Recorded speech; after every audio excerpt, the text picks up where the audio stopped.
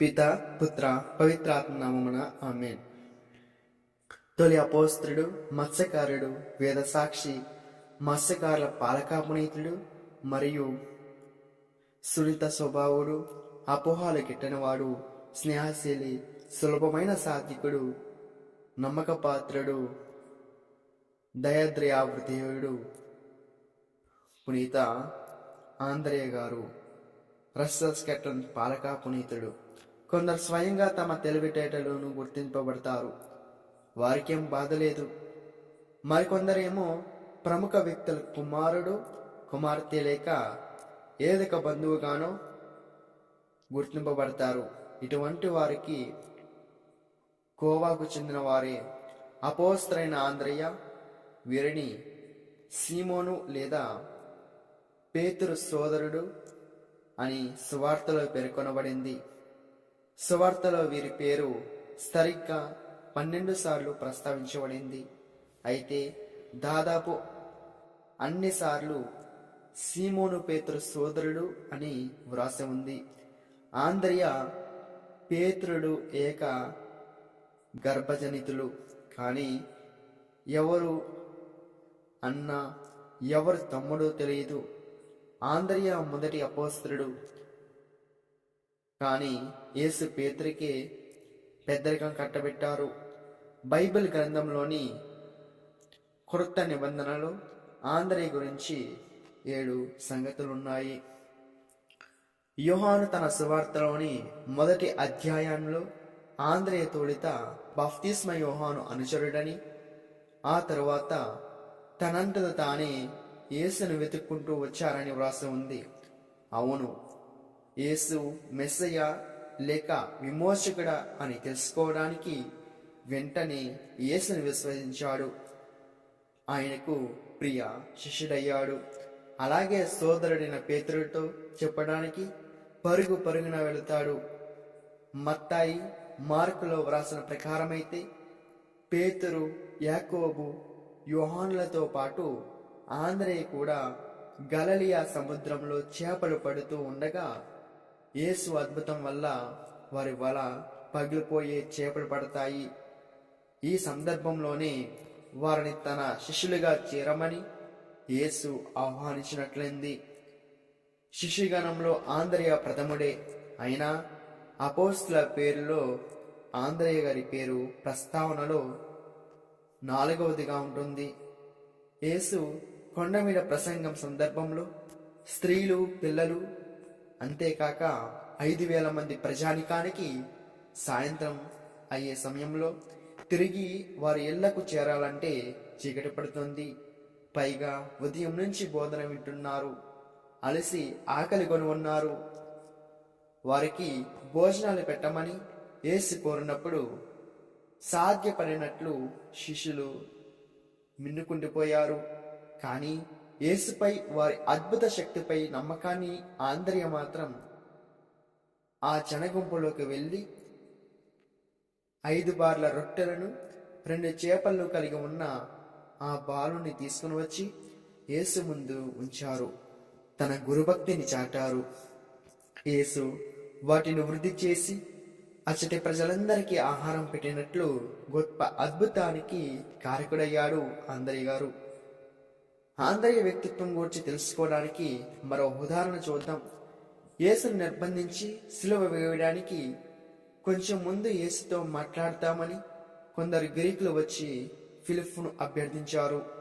యేసు రక్షణ కార్యం ఇశ్రాయేలుకేనా, అన్య జాతులకు ఉందా అనే సమస్య వల్ల ఆ గ్రీకులను అనుమతించాలా వద్దా అని ఫిలిప్పు సంకోచించి ఈ విషయాన్ని ఆంద్రేయకు అప్పగించాడు. ఆంద్రేయ ఆ గ్రీకులను యేసు వద్దకు కొనుపోయి యేసు నోటి ద్వారానే దేవుని సేవించిన వారందరికీ రక్షణ ఉందని చెప్పబడే గొప్ప మాటలు ప్రధాన కారణం ఆంద్రేయ కావడం విశేషం. తర్వాత ఆంద్రేయ లోకాంత్యం గురించి యేసును అడిగిన వారిలో ఒకరని, క్రీస్తు స్వర్గారోహణం పిమ్మట తోడి అపోస్తలతోనూ మరియమాతతోనూ పెంతెకొస్తు దినమనాడు ఆంద్రేయ గారు ఉన్నారని లూకా తన సువార్తలో పేర్కొన్నారు. ఆంద్రేయ పేతురులిద్దరూ స్వంత సోదరునిలే తెలుసుకున్నాం. మరి యూదా జాతి వారు వారి జన్మస్థలం బెత్సయిదా, తండ్రి పేరు యోనా, తల్లి పేరు యువన్న. ఆంద్రియ అనే గ్రీకు పేరు ధైర్యం, విరోచితమని అర్థం. ఆయా పేర్లిద్దరిది కొద్దిపాటి చదివే. కలిసి చేపలు పట్టేవారు, సువార్త ప్రచారానికి వెళ్ళేవారు. ఆంద్రయ పేతురులిద్దరూ ఇంట్లోనే ఉండి జీవించినట్లు చరిత్ర చెబుతుంది. ఆంద్రయ బ్రహ్మచారి, పెళ్లి చేసుకోలేదు. ఆ రోజుల్లో అవివేకంగా ఉండడం గొప్ప విశేషంగా భావించబడేది. తొలి శతాబ్దం భక్తులైన యూదులు బప్తిస్మ యోహాను వంటి వారు విరక్తత్వాన్ని పాలించారని స్పష్టంగా ఉంది. పై చరిత్రను బట్టి ఆంద్రయకు దూర స్వభావం లేదు, దౌర్జతత్వం లేదు, అసంతృప్తి లేదు, పెత్తనం చెలాయించానన్న యావ అంతకన్నా లేదు. క్రీస్తు పట్ల భక్తి, ఆయన సువార్త అందరికీ చేరాలనేదే కోరిక.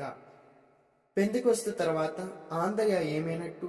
హేరోదు అప్రజరాజు వధు వరకు అపోస్తలులందరూ యెరూషలేములోనే ఉండేవారని వేద గ్రంథాలు తెలుపుతున్నాయి.